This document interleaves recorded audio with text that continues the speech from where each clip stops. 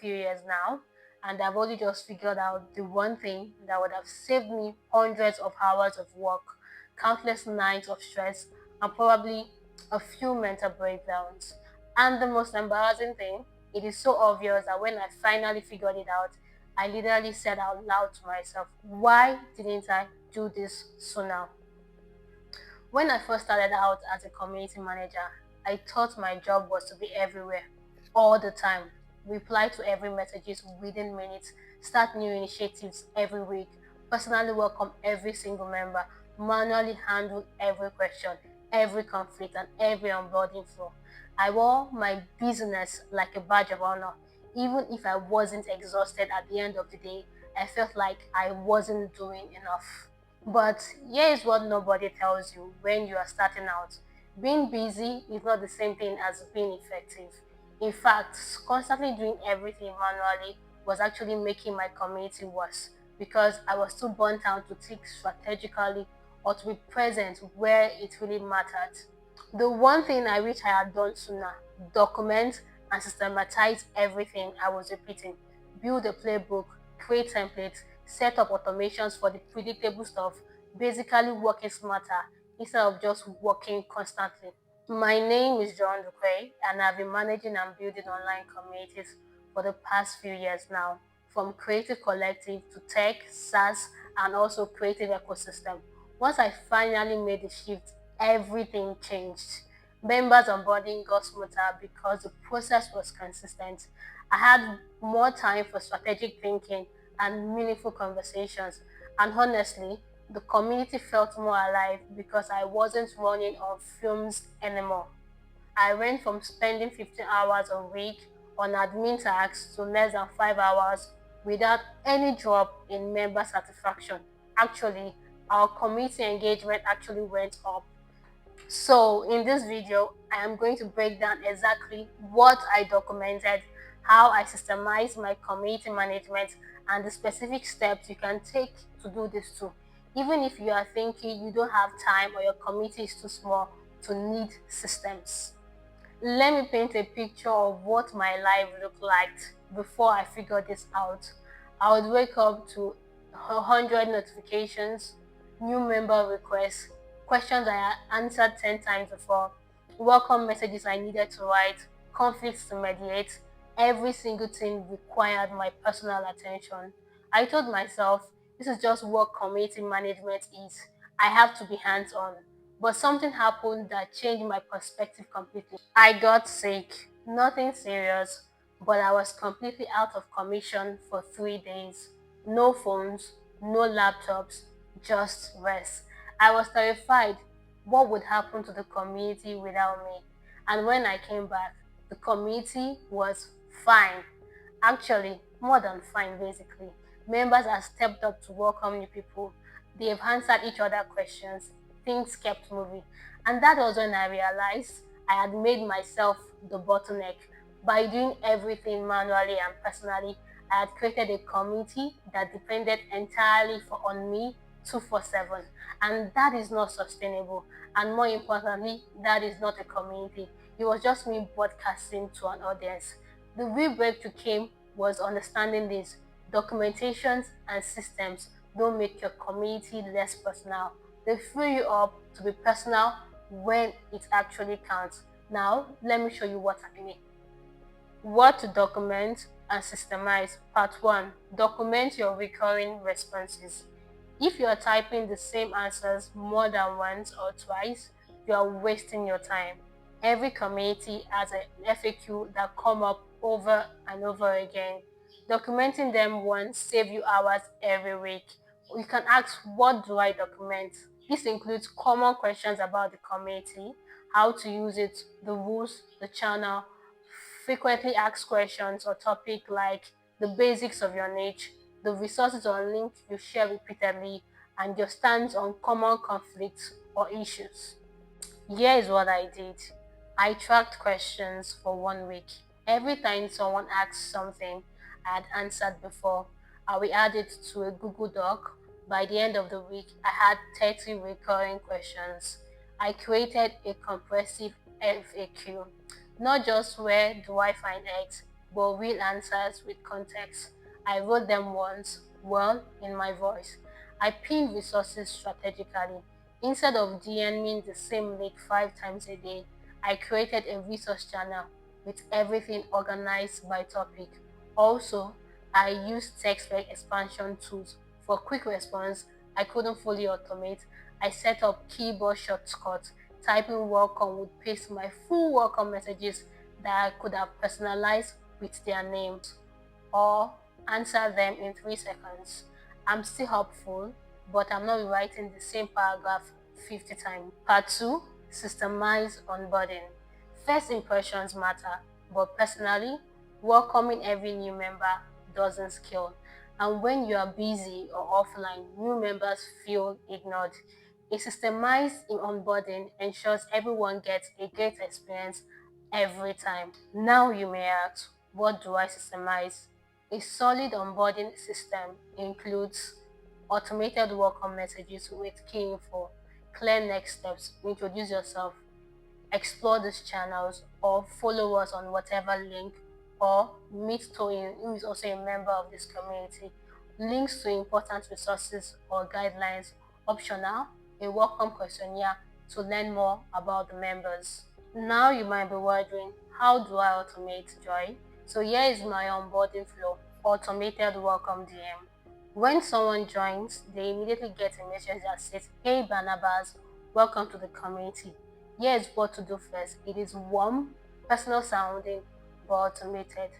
Also, welcome channel with prompt. Instead of just saying introduce yourself, I will give them specific questions to answer. This get them participating immediately and help others connect with them. Also, I will check them in with a member too. Another thing I will do is a 3 days check-in. After 3 days from my bot, I will send a quick, "Hey, how is it going? Any question?" This catches people who might have been knocking. I'm not sure how to engage. For example, before I systemize onboarding, I would sometimes forget to welcome someone for 2 to 3 days if I was busy. Now, every single person gets welcomed within 60 seconds of joining, and my personal follow up happens when I have a mental space for real conversations. Now, members feel immediately welcomed and know exactly what to do. I'm not scrambling to manually greet everyone, and honestly, the automated message is often better than what I would write when I am tired. Part 3, build your community playbook. A playbook is your brain drop. All decisions, the processes, and the knowledge you've acquired about running your community documented in one place. This is game changing for 2 reasons. You stop relying on your memory and you can bring on help without spending weeks training them. Now you may ask me, what should be on my playbook? My playbook should include your community purpose and value, how you handle specific situations, conflicts, spams, off-topic posts, event planning, templates, and even checklists, content calendars, and posting schedules, moderation guidelines, and also growth and engagement strategies. I built my playbook in Notion, but you can use Google Docs, Coda, whatever works for you. So you might ask, how do I build it? I start with how I handled sections. So how did I handle a new member spamming? How did I handle arguments between members? How I handled low engagement rates? I documented my decision-making process. Also, I created templates for everything. Event announcement templates, weekly discussions prompt templates, member spotlight templates, copy, paste, customize, done in 2 minutes instead of probably an hour. I wrote SOP, which are standard operating procedures for recurring tasks, how to run a weekly Q&A, how to moderate the job board, etc. It's just a step-by-step with screenshots if needed. I made it a living document. Every time I figured out a better way to do something, I updated the playbook and it also evolved with me and with my knowledge. Now, an example. When I brought in a volunteer moderator, instead of spending hours explaining everything, I gave them my playbook and they were up and running in a day. That is the power of documentation. You stop making decisions from scratch every time. You have a reference point. You can delegate without fear. And when you are overwhelmed, you can have a system to fall back on. Part 4, automate the predictable. There are tasks in community management that are important, but don't require human creativity. Those are perfect candidates for automations. Automation isn't about being lazy, and automation isn't about you automating everything. It's just about focusing your energy on where it actually matters. Now you might ask, Joy, what do I automate?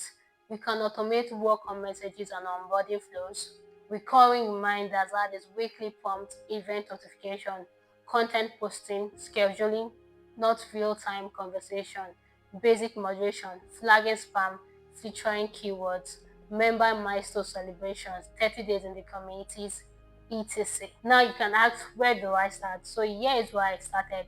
I use built-in platform features first. Most community platforms, Discord, Slack, Circle, etc., have bots or automation built in. I use those before looking for external tools. Another thing I did, I scheduled up posts.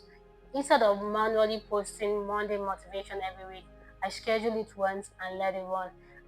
I use Zapier for cross-platform automations. New members join Discord. Zapier asks them to my email list, send them a welcome email with resources. No manual work from me. I automated milestones recognition. When someone hits 50 posts or 90 days in the community, they get an automated congratulation message and a role upgrade, which makes them feel seen and also cost me zero time. Another thing I did, I kept human touch for important moments. I never automated response to personal questions, conflict resolution, or heartfelt shares. Automation handles the routine, I handle the meaningful. I used to manually post our weekly discussion prompt every Tuesday at 9 a.m.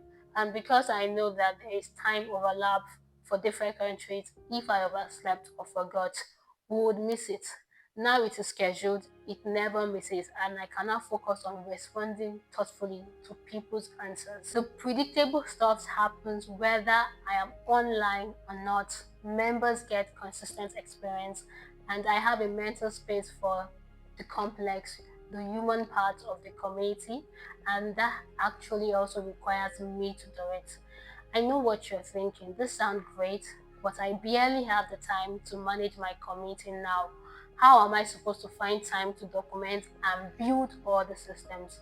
And I will advise you to start small and measure up as you go.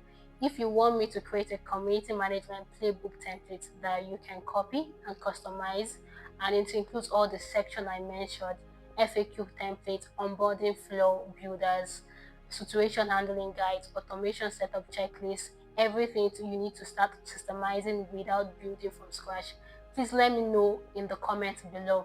And if you haven't seen my previous videos on community management trends you need to know in 2025 and beyond, do check it out because I did an extensive breakdown on the latest community management trends.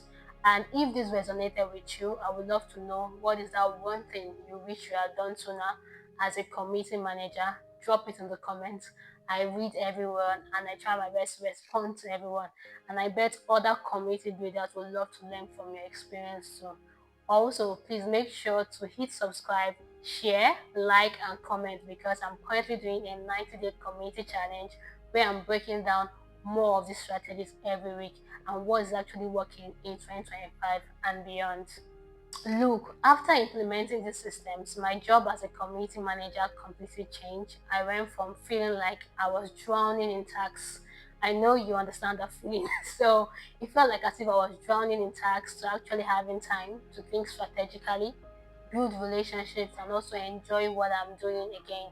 And the community got better because of it. But yes, something I didn't expect. Once I had system in place, I realized I could finally scale. I could bring on moderators, launch a new initiative, even manage multiple communities because I wasn't the bottleneck anymore. And in my next video, I'll be sharing how to handle negative feedbacks in your community. Thank you so much for watching, and I'll see you in the next one.